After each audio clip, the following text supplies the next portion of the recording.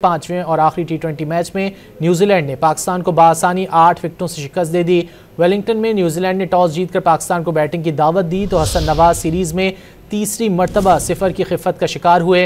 मोहम्मद हारिस सिर्फ 11 रन बना सके। सीरीज में अपना पहला मैच खेलने वाले उमैर बिन यूसुफ और उस्मान खान 7-7 रन बनाकर पवेलियन लौटे। सलमान अली आगा 51 और शादाब खान 28 रन बनाकर नुमाया रहे। न्यूजीलैंड के जिमी नीशम ने 22 रन देकर 5 विकेटें हासिल की। जवाब में न्यूजीलैंड ने एक मरतबा फिर जारहाना आगाज किया। 6 ओवर्स के पावर प्ले में 92 रन बना डाले और हदफ 10 ओवर्स में ही मुकम्मल कर लिया। मजीद जान लेते हैं डॉन न्यूज़ के नुमाइंदे अब्दुल गफ्फार से। अब्दुल गफ्फार, क्या तफसीलात हैं? एक बार फिर पाकिस्तानी टीम को नाकामी का सामना करना पड़ा। बिल्कुल, और जो चैंपियंस ट्रॉफी से पाकिस्तान टीम की दुर्गत बनना शुरू हुई थी उसका सिलसिला न्यूजीलैंड में भी जारी रहा। एक मैच अच्छा खेला पाकिस्तान ने जिसमें हसन नवाज की सेंचुरी ने पाकिस्तान की नैया को पार लगाया, लेकिन वहां भी 200 रन हमने कंसीड किए थे। तो प्रॉपर थ्रेशिंग आप कहें इस सीरीज के अंदर 4-1 से पाकिस्तान को जो शिकस्त का सामना करना पड़ा और तजर्बात किए गए सीरीज के अंदर और नौजवान खिलाड़ियों को लेकर गए। लेकिन जैसा कि खदशा जाहिर किया जाता है कि न्यूजीलैंड वो जगह नहीं है जहां पूरी की पूरी नौजवान टीम को ले जा सके। खासतौर हमारी बैटिंग ने स्ट्रगल किया, सिर्फ 128 रन बना सके और न्यूजीलैंड ने हदफ जो है तकरीबन 10 ओवर में हासिल कर लिया। तो कोई मुकाबला ही नजर नहीं आया। जो अफसोस की बात है रजी के इस पूरी सीरीज में मुकाबला नजर नहीं आया सिवाय एक मैच में जिसमें भी पाकिस्तान को बड़ी जद्दोजहद करना पड़ी।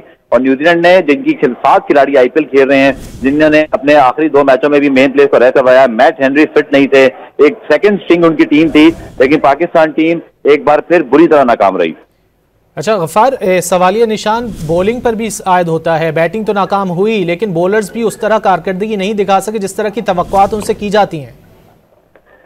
बिल्कुल, आपने ठीक कहा, दोनों तरफ से नाकामी। लेकिन आप ये देखिए कि आज जब पाकिस्तान ने 6 ओवर में 92 रन खा लिए थे तो सुफियान मुकीम तब बॉलिंग करने आए और आते ही उन्होंने 2 विकेटें हासिल की।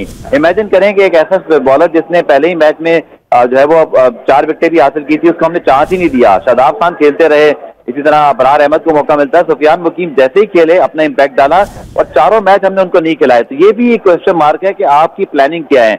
शाहीन शाह अफरीदी जो है वो मुसलसल उनकी परफॉर्मेंस में डिक्लाइन है। आज हारिस रऊफ भी कोई इंपैक्ट नहीं डाल सके, तो आवे का आवा ही बिगड़ा हुआ है। क्या आप बैटिंग की बात करें, बॉलिंग की फील्डिंग भी आज नाकिस रही और सोचना पड़ेगा पाकिस्तान के टीम मैनेजमेंट को एक बार फिर, क्योंकि ये एक सीरीज की बात नहीं। चैंपियंस ट्रॉफी में भी पाकिस्तान को जो यूई की कंडीशन थी, पाकिस्तानी कंडीशन, वहां भी शिकस्त हुई और अब ऐसी कंडीशन जो कि मुश्किल थी वहां भी पाकिस्तान टीम जो है वो ये तवक्को जरूर थी कि मैचेस जो है वो क्लोज होंगे, बहुत ज्यादा कोई फाइट होगी। लेकिन आप देखिए कि 128 रन का 10 रन में हासिल कर लिया और बुरी तरह पाकिस्तान ये चौथा मैच 5वां मैच भी हारा और सीरीज भी 4-1 से हार गया। अच्छा गफ्फार, अब आगे वनडे सीरीज है, क्या कुछ उम्मीदें वाबस्ता कर सकते हैं इन खिलाड़ियों से जो नए खिलाड़ी भी शामिल होने जा रहे हैं?